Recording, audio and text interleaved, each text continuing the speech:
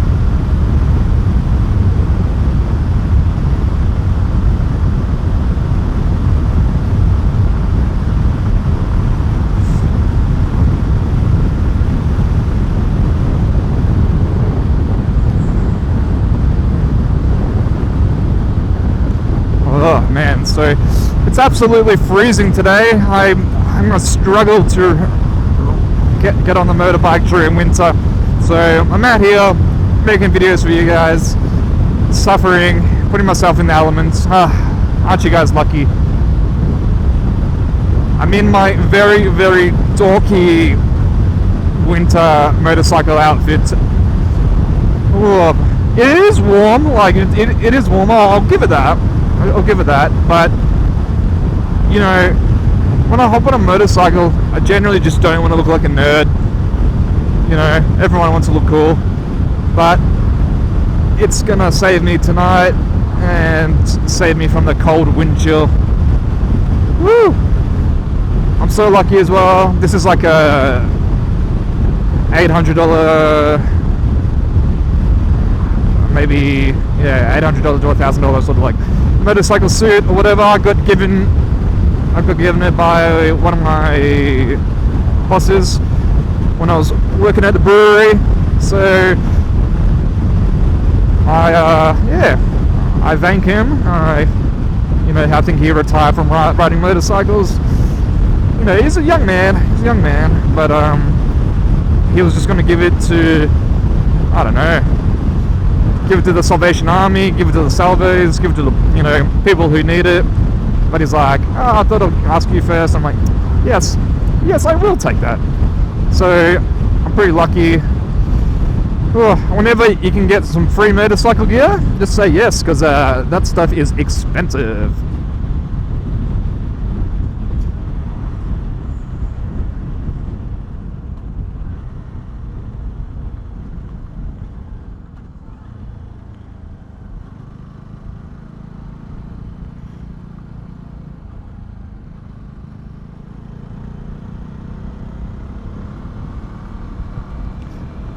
The only thing that I have that's not really winter-proof is my gloves.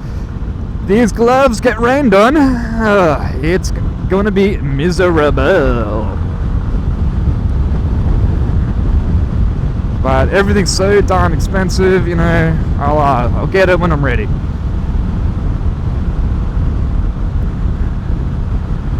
Or, better yet, if you're watching this and you have a motorcycle glove company and you want to sponsor me, reach out and I might say yes. No, I said I might. So, you know, gotta play a bit of, you know, gotta play hard to get.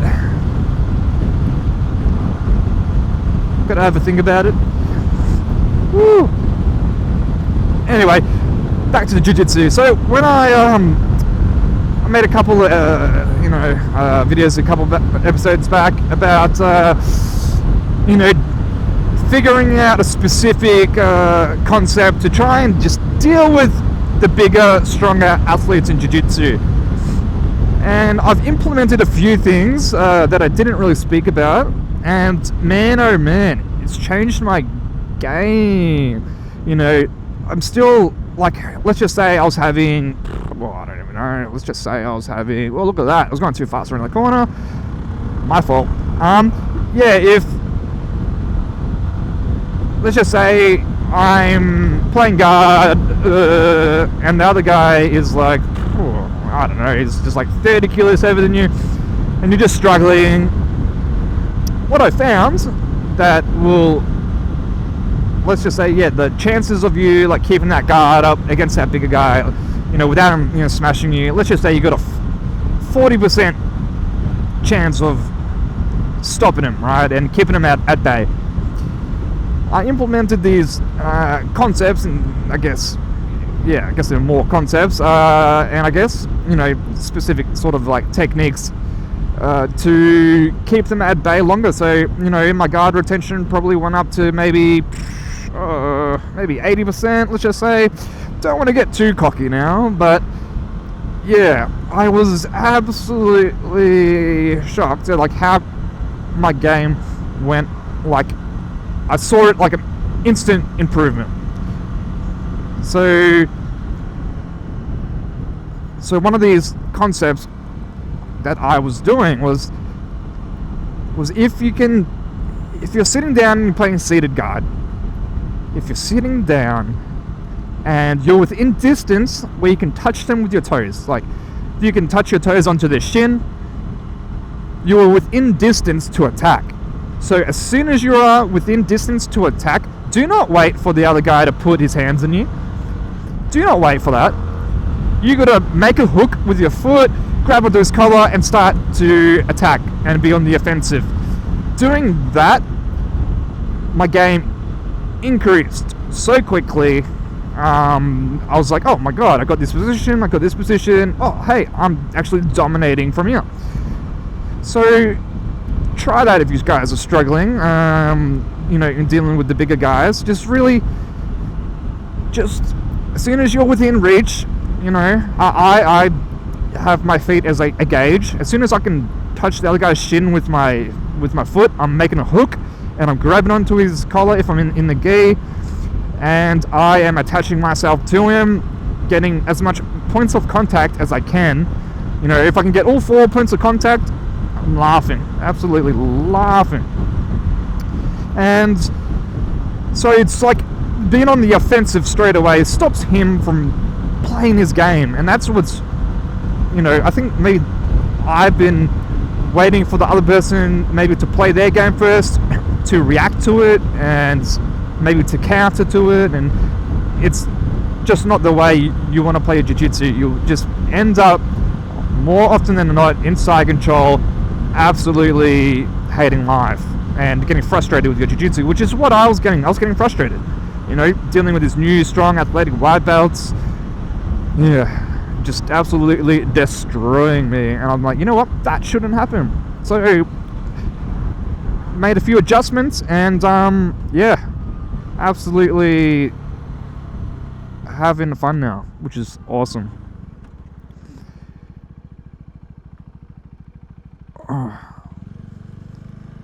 What else? What else did I change? Didn't really change too much. That was pretty much the one thing that gave me the biggest improvement. I would say I've been working on my triangles as well. Oh, no, actually, that was the other thing. So I've been playing Spider Guard. With the tall, strong people, just, you have to take away their arms away from their body. You have to stretch them out, because they're going to be so strong if they've got their arms, you know, more in. They're going to be super strong if they've got, like, just a really good base and a really good posture. And you really need to exploit those areas, because you're going to have just a lot more success. And I was one for so long. I just didn't want to play Spider Guard in the gi, because I do no gi as well, and I just wanted to make a, you know, a system that was, I could do in gi and in no gi. And then I was like, just recently I was like, yeah, getting smashed by a few of the white belts in the gi, and I was like, you know what, that shouldn't happen, it's embarrassing. So I included Spider Guard, and included all like the lasso guards, and, you know, De La Riva, and all these wonderful things into my game that, you know, I was just doing more of it.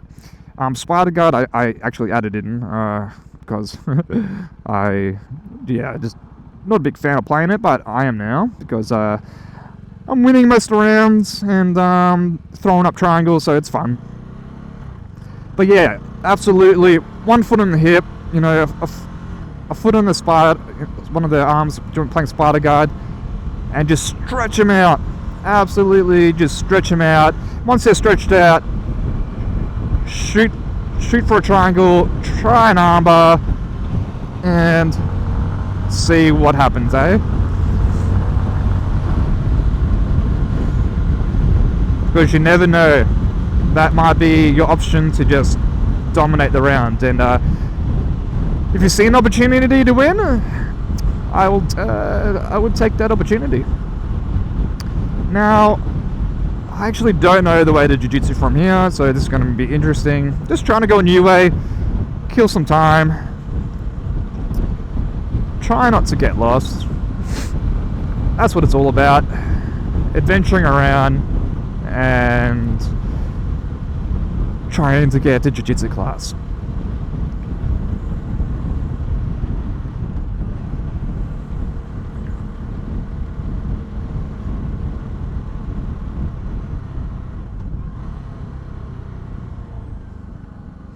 But yeah, absolutely, those things changed my game. So it's just controlling distance and trying to take as much power away from the bigger people as possible by stretching them out, getting their arms away from their body. When someone's got their arms really close to their body, they're going to be the strongest, so just trying to take away the weapons that way. And yeah, absolutely been killing it. So thought I'd share that with you guys, because a few of you, you know, you might be white belts, maybe you just got your blue belt, and you're still having this issue because you're a smaller person like myself, and you're just getting smashed by all these strong dudes. Man, if you can just add in those elements, which, like, to me, I mean, I should have been really on that as a white belt, you know, and I just wasn't really paying attention to that. I was mainly paying more of my attention to escaping and passing. My guard is atrocious. I mean, I don't really think I have a good guard. I think it could always do with more work. But yeah, I just absolutely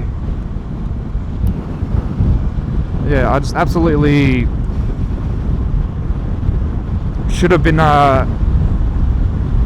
you know, paying more attention to that stuff as a white belt. Don't get caught up as well with all the stuff that's on Instagram, guys, all the fancy techniques and stuff. Focus on the basics and controlling distance and taking away, oh my god, so many bumps in the ground, and just taking away all the weapons, you know. So yeah, just give it a go, let me know how it goes, and I'll try and make a video next week and show you how I'm actually doing this live in a roll, and you guys can suss all that out, and it'll be sweet content. Alright, see you in the next one, guys.